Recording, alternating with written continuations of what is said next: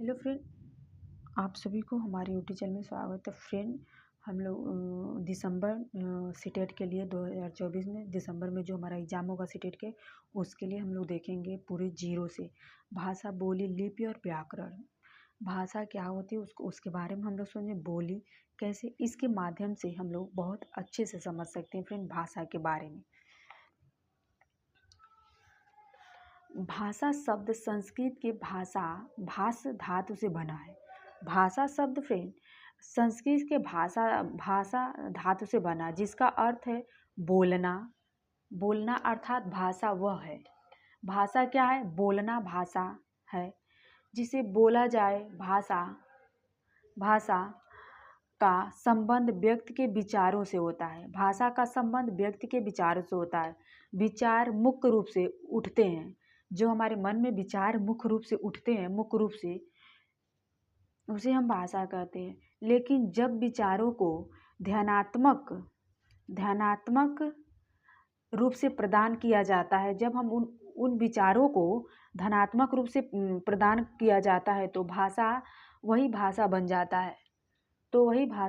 जाता है। भाषा का प्रयोग अधिकतर बोलकर किया जाता है। भाषा का प्रयोग अधिकतर बोलकर किया जाता है।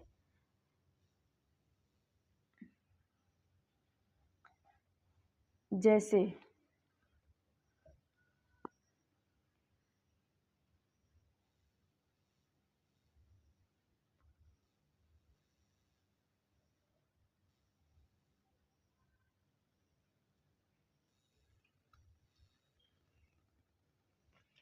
यहाँ पे देखिए फ्रेंड, देखा कि नंदिता भाषा प्रतियोगिता के लिए तुम कौन सा विषय चुनोगी, उसने अपनी भाषा से पूछा। उन्होंने जवाब दिया, मेरे सपनों का भारत। यहाँ पे देखिए बच्चे ने कहा, मेरे साथ खेलने चलोगे? तो उसे नहीं, घर पर मामा जी आए हैं। ये होता है भाषा का आदान विचार। भाषा विचार का आदान प्रदान, दूसरों की बातों को, भावनाओं और विचारों को समझने, अपने विचारों को दूसरे तक संप्रेषित करने का कार्य ही भाषा होता है। भाषा का विचार आदान प्रदान, दूसरों की बातों, भावनाओं, विचारों को समझना ही भाषा कहलाता है। संप्रेषित कार्य करता है। भाषा भाव विचारों के आदान प्रदान का मध्य है। भाषा भावों और विचारों के, हम किस भाव से बोलते हैं, किस विचारों से बोलते हैं, ये भाषा हमारा आदान प्रदान करता है।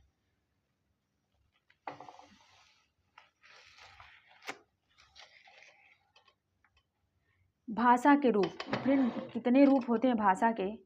मनुष्य अपने विचारों को बोलकर या लिखकर प्रकट करता है, और दूसरों उसे समझकर या पढ़कर समझते हैं। दूसरे उसे सुनकर और पढ़कर समझते हैं। आधार पर भाषा दो प्रकार के होते हैं, मौखिक भाषा और लिखित भाषा। मौखिक भाषा ये होता है, जैसे फ्रेंड ये चित्र में दिया है कि पापा मैं खेलने जाऊंगी, तो उन्होंने कहा हाँ लेकिन जल्दी आना। तो ये मौखिक भाषा होता है। और लिखित भाषा होती है जो लिखा जाता है। लिखित भाषा को हम लिखित भाषा कहते हैं, लिख कर जो बताया जाता है। पहला है मौखिक भाषा। जब मनुष्य बोलकर अपने विचारों को दूसरे के समझ प्रकट करता है। जैसे इसने कहा कि पापा मैं खेलने जाऊंगी, तो उन्होंने कहा ठीक है जल्दी जाना। तो जब मनुष्य अपने विचारों को दूसरे के समझ प्रकट करता है, तो उसे हम दूसरे सुनकर उन्हें समझते हैं। जैसे कि हमने बोला तो उन्होंने समझकर उसका उत्तर दिया, उसे हम मौखिक भाषा कहते हैं। ये भाषा मूल रूप से होता है। लिखित भाषा, जब मनुष्य लिखकर अपने विचारों को दूसरे से समझ प्रकट करता है, तो दूसरे पढ़कर या लिखित भाषा कहते हैं। पढ़कर समझकर ये लिखित भाषा की लिपि द्वारा प्रकट की गई है। लिखित भाषा को लिपि द्वारा प्रकट की गई है। यहाँ से भी क्वेश्चन पूछ जाता है कभी।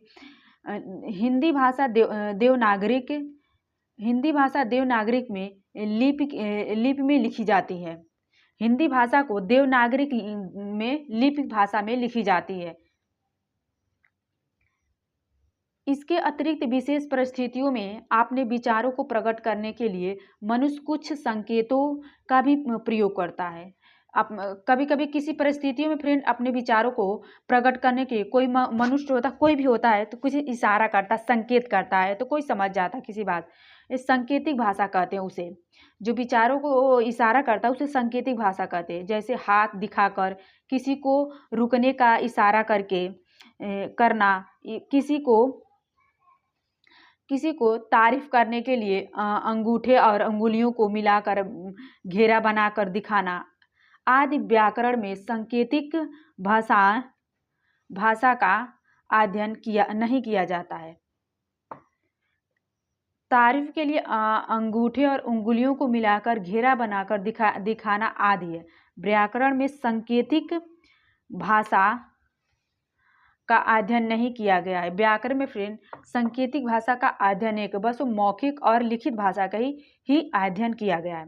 विश्व में अनेक भाषाएं हैं। भारत में अनेक भाषाएं हैं, जिसमें से 22 भाषाएं भारतीय संविधान के द्वारा लिखी गई हैं।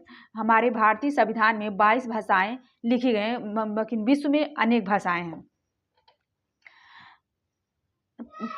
मान्यता प्राप्त कर चुकी जिसका नाम है, ये सारे जितने नाम है ये मान्यता प्राप्त है। पहला है हिंदी, दूसरा है कश्मीरी, तीसरा है डोगरी, चौथा उर्दू, पांचवा पंजाबी। ये फ्रेंड बहुत ही इम्पोर्टेंट है, क्यों कभी कभी पूछ देते हैं, कोई भी हमसे पूछ देता है 22 भाषाओं के नाम। पहला है हिंदी, दूसरा है कश्मीरी, तीसरा डोगरी, चौथा है उर्दू, पांचवा पंजाबी, छठवां असमिया, सातवां है बंगाल, आठवां है उड़िया, नौवां है मराठी, 10वां है गुजराती, 11 है तमिल, 12 है तेलुगु, 13 है कन्नड़ा, 14 है मलयान, 15 है संस्कृत, 16 है सिंध, 17 है नेपाली, 18 है कोंकणी, 19 है मैथिली, 20 है संथाली, 21 है मणिपुरी, 22 है बोडो।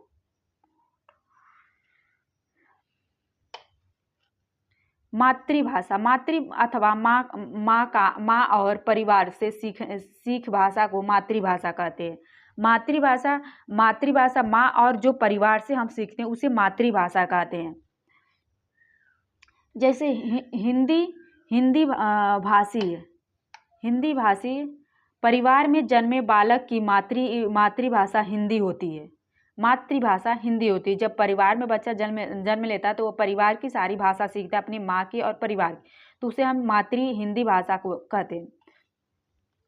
उसी प्रकार तमिल या तेलुगु परिवार में जन्मे बच्चे की भाषा हिंदी ना होकर तमिल या तेलुगु होती है। जिस जिले में फ्रेंड, मतलब जिस परिवार में, जिस जगह में अगर बच्चा जन्म होता है, जैसे तमिल में अगर जन्मा तो उसका हिंदी भाषा नहीं होकर वो तमिल भाषा होगी। वो तेलुगु में पैदा हुआ तो वो हिंदी भाषा नहीं, वो तेलुगु का। वह कश्मीर में कश्मीरी, वो डोगरी हो तो वहाँ की। ये सारी भाषाएं अपनी अपनी जगह की होती हैं।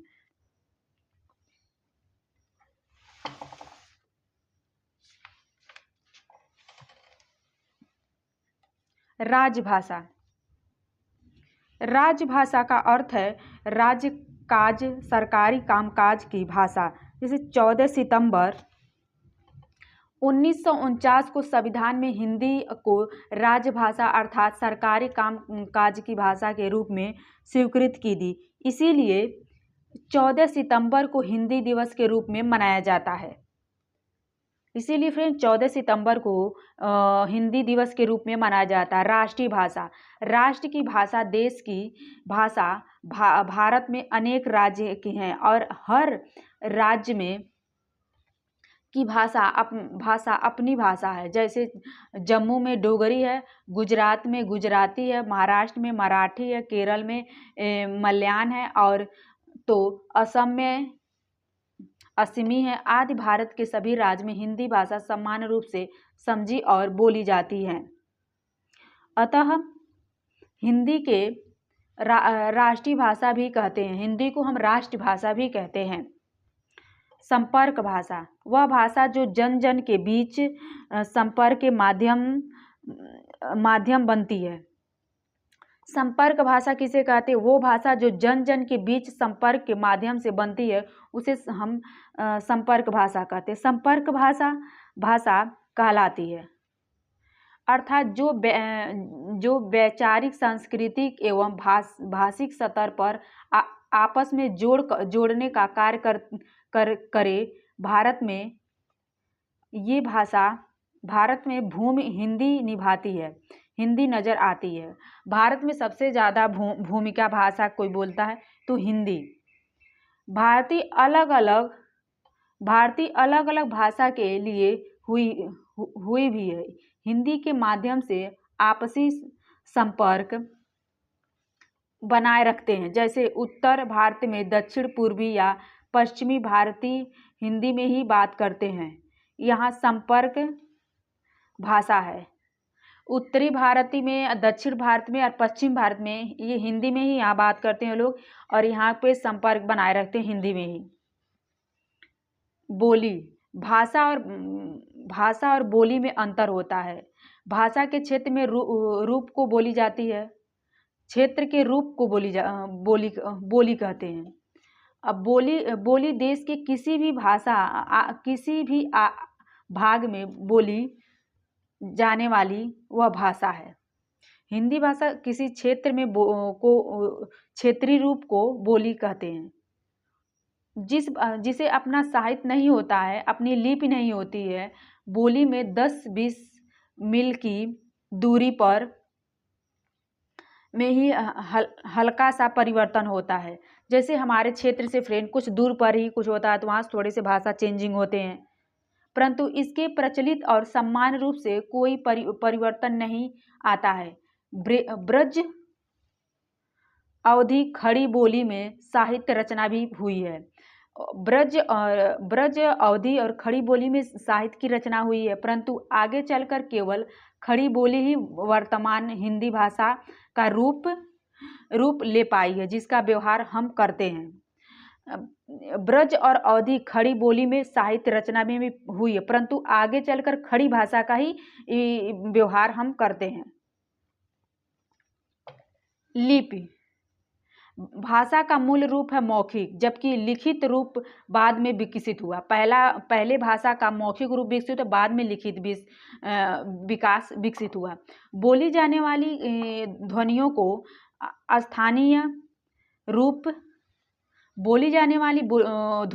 स्थानीय रूप प्रदान करने के लिए कुछ चिन्ह निश्चय किए गए हैं। ये चिन्ह ही लिपि कहलाती है।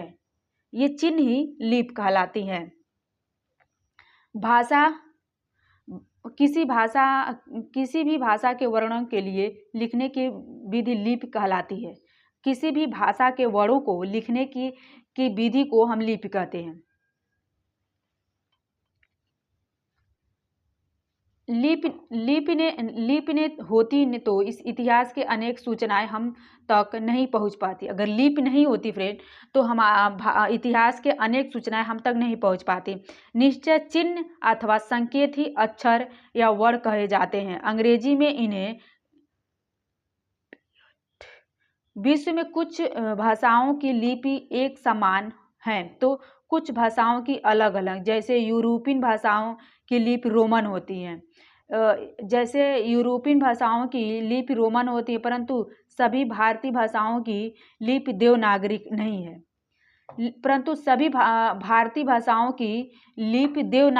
है। भारत की अधिकतर लिपियां का विकास ब्राह्मणी लिपि से हुआ है। भारत की अधिकतर लिपियों का विकास ब्राह्मी लिपि से हुई है। प्राचीन काल में लिपि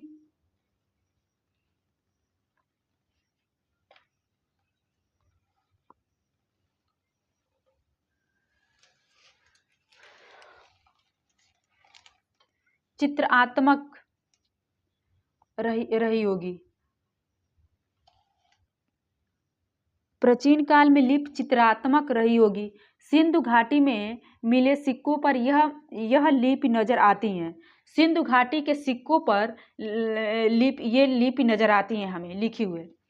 आज की चीनी और जापानी भाषा को इसी श्रेणी में रखा जाता है।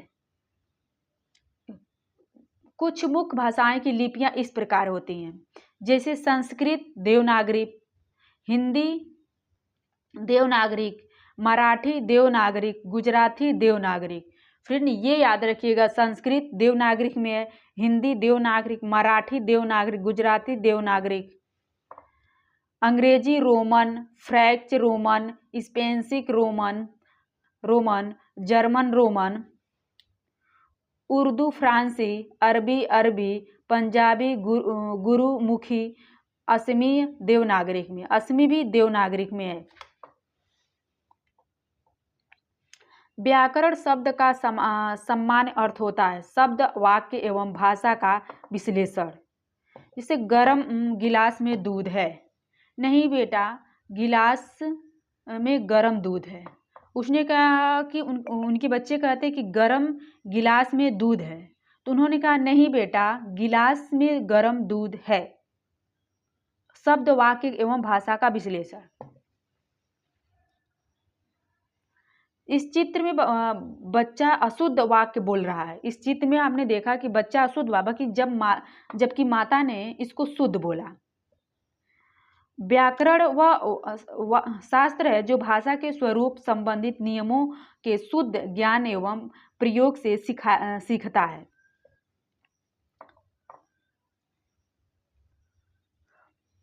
यह आवश्यक नहीं है कि किसी भाषा को सीखने के लिए व्याकरण का ज्ञान आवश्यक हो। भाषा प्रयोग से अधिक शीघ्रता से सीखा जा सकता है। बच्चा जिस घर में जन्म लेता है उस घर में बोली जाने वाली भाषा उसे जन्मजात आ जाती है। जैसे कि फ्रेंड अगर हम लोग भारत के हैं तो हमारे भारत में सबसे ज़्यादा हिंदी बोली ही जाती है। अगर अमेरिका में तो अमेरिका में सबसे ज़्यादा इंग्लिश बोले। वहाँ के बच्चे हम अगर वहाँ जाएंगे तो हमें इंग्लिश नहीं आएगा, पर वहाँ के जो जन्मजात होते हैं उन्हें इंग्लिश आती है, जिससे वो इंग्लिश में ही बात करते हैं। उनके पूरे घर परिवार शुरू से जन्मे से तुरंत से वो इंग्लिश, जैसे हमारे भारत में जो बच्चे जन्मते हैं तो उससे हिंदी बोलते हैं, मतलब भोजपुरी या हिंदी जो भी बोले जाते हैं, तो अपनी अपनी भाषा ही होती है। लेकिन बड़े होकर यही भाषा के रूप में वर्जित शब्द वाक्य से अधिक स्पष्ट रूप से समझा जाता है। इसका संवनिक ज्ञान है प्राप्त करना चाहता है तो व्याकरण का अध्ययन करना आवश्यक हो जाता है। अगर हम इससे देखते हैं तो हमें व्याकरण का अध्ययन, अगर इन शब्दों को पहचान तो हमें व्याकरण का अध्ययन करना आसान हो जाता है।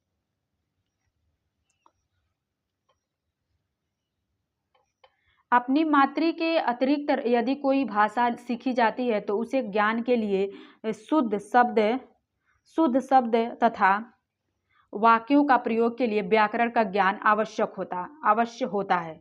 शुद्ध वाक्य को समझने के लिए हमें व्याकरण का ज्ञान अवश्य होना। जैसे भारत में अंग्रेजी सीखने के लिए अंग्रेजी का व्याकरण का ज्ञान होना आवश्यक होता है। भाषा पर पूर्ण अधिकार प्राप्त करने के लिए, शुद्ध बोलने एवं लिखने के लिए व्याकरण का अध्ययन आवश्यक है। अभिव्यक्ति का सर्वोच्चतम साधन भाषा ही है। टूटी फूटी भाषा भावों को समझने में बाधा बना जाती है। भाषा को व्यवस्थित रूप देने में व्याकरण का बहुत महत्वपूर्ण है। व्याकरण ही भाषा का मानक रूप निर्धारित करता है। व्याकरण के मुख्य अंग वर्णों के मेल से शब्द का निर्माण होता है और शब्द के मेल से वाक्य का निर्माण होता। वाक्यों का भाषा वर्णों की एक ऐसी व्यवस्था है जिसमें वर्णों की शब्द का संयोजन कुछ इस प्रकार से किया जाता है कि वह एक निश्चय अर्थात को प्रकट करने में सफल होते हैं। निखिल विद्यालय जाता है, इसमें दिया कर्ता कर्म क्रिया। निखिल कर्ता है फ्रेंड, विद्यालय कर्म है, जाता क्रिया है। फिर इसे एकदम पूरे जीरो से आप समझ सकते हैं कि भाषा क्या होती है अगर इसे पूरे बच्चे से सब। जैसे निखिल कर्ता है और विद्यालय कर्म है और जाता क्रिया है। यदि इस कर्म को बदल दिया जाए तो इसके अर्थ में दुविधा उत्पन्न हो जाता है। व्याकरण शास्त्र में इन्हीं तीन वर्णों शब्द और वाक्य के रूप में निर्माण, उद्भव, संश्लेषण और संयोजन आदि का विस्तार से वर्णन किया जाता है। इस प्रकार व्याकरण को 3 भाषाओं में विभाजित किया जा सकता है। तीन भागों में विभाजित। पहला है वर्ण विवेक, दूसरा है शब्द विवेक, तीसरा है वाक्य विवेक। वर्ण विवेक में इसमें वर्णों के रूप, भेद, प्रकार, संस्थान, इनकी उत्पादित संयोजक, संधि आदि विचार किया जाता है। संधि आदि विचार किया जाता है। शब्द विवेक, इसमें शब्द के रूप, भेद, व्युत्पत्ति, प्रकार, लिंग, वचन, काल आदि पर विचार किया जाता है। वाक्य विवेक, इसमें वाक्य रचना, भेद, अंग, प्रयत्न, विभिन्न प्रकार के अर्थात पत्र, प्रस्ताविक, कहानी, विराम चिन्ह आदि पर विचार किया जाता है। इसमें फ्रेंड तीसरे में वाक्य विकास में, इसमें वाक्य रचना, भेद, अंग, प्रत्यंग, विभिन्न प्रकार के अर्थ, पत्र, प्रस्तावना, कहानी, विराम चिन्ह आदि पर विचार किए जाते हैं।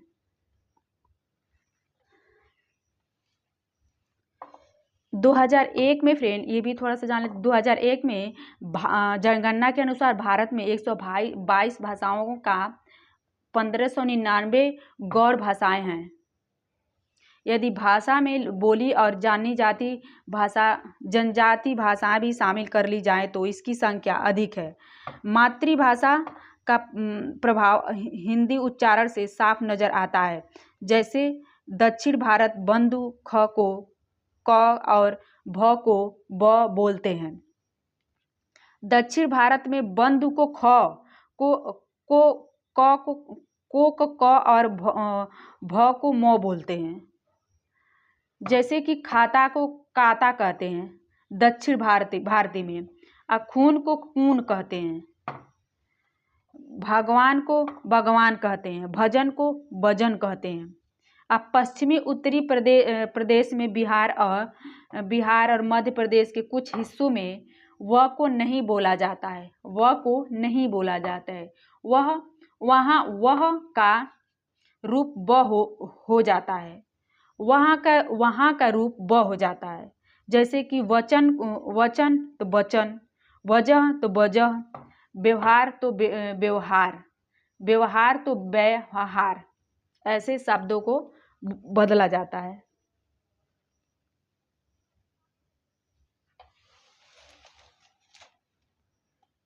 ग को स को सा बड़ा स कहा जा के उच्चारण में तो अनेक बदलाव देखने में आते हैं। अनेक संस्थान पर बोला जाता है। शीघ्रक, शिशर्क, शिखरक, शिखर, पटकोट का सटकोट, पट्टी का सट्टी आदि बोले जाते हैं। पश्चिमी भारत गुजरात आदि में ह्रस्व का स्वर्ग, छोटा को दीर्घ स्वर्ग और बड़ा को बड़ा करके बोला जाता है। इसे ह्रस्व स्वर को छोटा को दीर्घ स्वर को बड़ा करके बोला जाता है। जैसे कि किन का किला का किला, दिन का दिन आदि बोले जाते हैं। बोली, हर बोली पर भाषा की लिपि हो या ना हो ये आवश्यक नहीं है। हर भाषा का लिपि हो या ना हो ये आवश्यक नहीं है फ्रेंड। इसके बाद हम लोग पूरा जीरो से हम लोग देखें फ्रेंड, एक बार देखिएगा आप लोग, बहुत अच्छा ये मतलब बहुत सक्सेसफुल होगा, हमें इसे समझ में आएगा। इसके बाद हम लोग ये देखेंगे वर्णमाला और वर्ण विच्छेद, इसके बारे में इसे समझेंगे बहुत अच्छे तरह से। हमें ये बहुत, अभी हमारा दिसंबर में एग्ज़ाम होगा तो उसे अभी से हम लोग इसके रीड करें, बहुत अच्छे से याद हो, एक एक शब्द याद हो जाएंगे। अगर फ्रेंड आप लोग को अच्छा लगे तो लाइक कर दिए, कमेंट कर दीजिएगा और सब्सक्राइब कर लीजिएगा, वीडियो को शेयर करें। Thank you friend.